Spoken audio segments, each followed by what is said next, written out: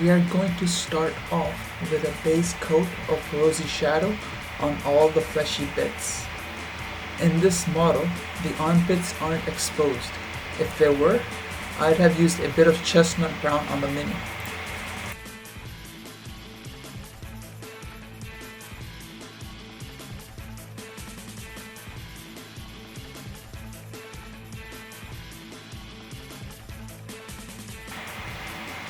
After that, we will do a layer of rosy skin. This skin is a good shade for the fair skin. I use this color pretty much everywhere except underneath the chin.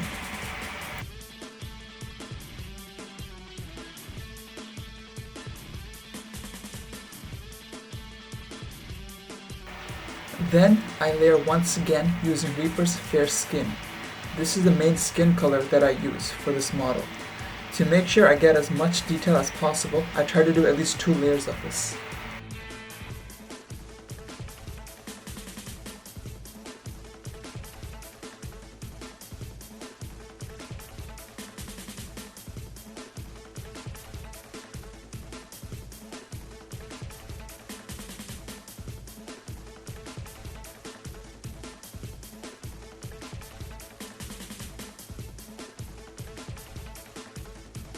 Lastly, I highlight using the Reaper Skin Fair Highlight.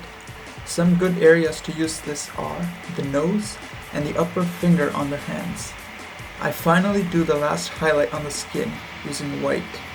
A good spot to use this is on top of the nose and the uppermost and flat part of the hands.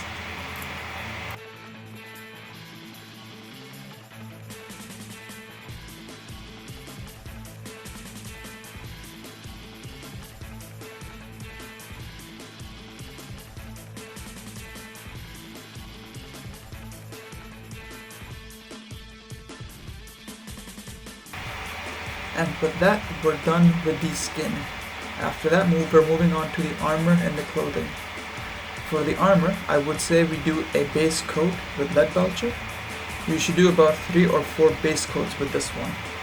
After that, I use a bit of null oil on the entire armor.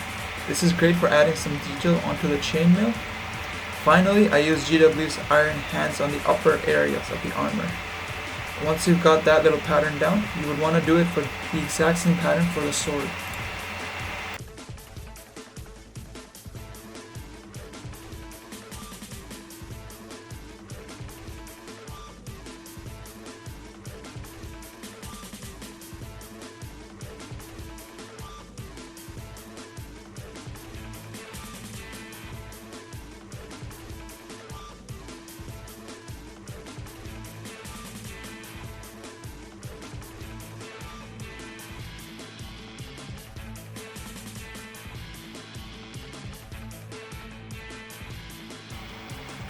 For the clothing, I use a base coat of Nagarond Night. This is a pretty dark color and frankly you can get by just doing 1 layer of this. For the shade, you can either do Druki Violet or Null Oil. They're about the same in terms of shading for this. Then I dry brushed first using Xerius Purple and then Genestealer Purple. That's why if you took a look at the image, you'll see that it has a bit of a purplish hue. That's where it's coming from.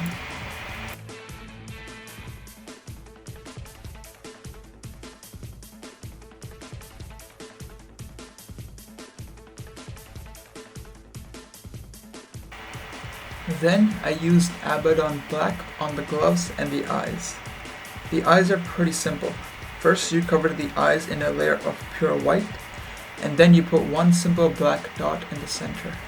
You want to be extremely careful when painting the eyes, but if you screw up, it's not the end of the world.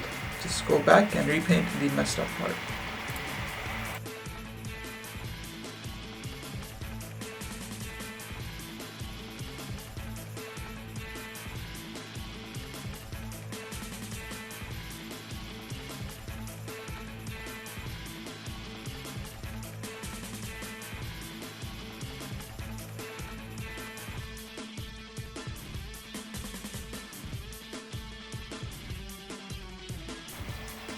I then highlight some parts of the armor using Retributor Gold.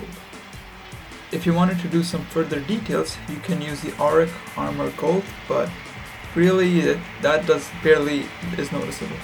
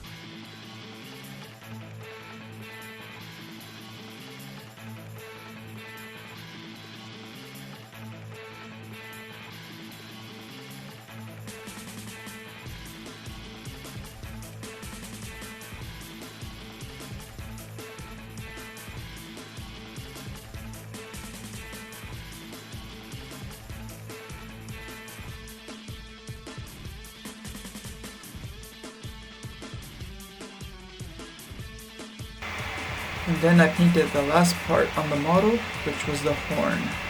To do it, I used a base coat of rhinox hide. Honestly, this color is quite thick, so 1 or 2 base coats is more than good enough. And after that, I shaded it with some Nuln Oil, and then finally I dry brushed it using Scrag Brown. Considering this horn has a lot of amount of textures in it, dry brushing is solid for this thing.